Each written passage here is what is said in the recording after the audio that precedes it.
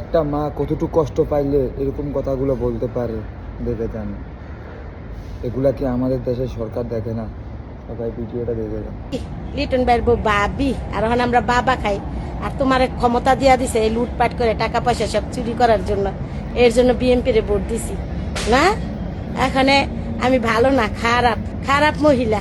যখন আমার সাথে সেলফি তুলছিল ধানের শীষের ইলয়া, তখন খুব মজা ছিল না।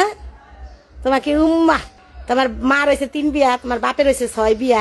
তুমি জানো না তোমরা কোন ফ্যামিলির? তুমি জানো না আমি এখানে লীলজ্জা না? যখন বিএনপিরে ভোট দিছিলাম তখন ভাবি উম্মা বড় বড় নেতা গতিকে আমগো নাম ভাঙ্গা টাকাই না খাইছো আর ওখানে সন্ত্রাসী করো, ঘর বাড়ি ভাঙ্গো না। সে আর পুইরা আইব, তোমার চিন্তা করো না।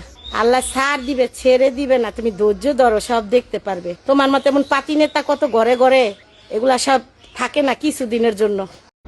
একটা মা কতটুকু কষ্ট পাইলে এরকম কথাগুলো বলতে পারে দেখে যান। এগুলা কি আমাদের দেশের সরকার দেখে না? সবাই ভিডিওটা দেখে যান।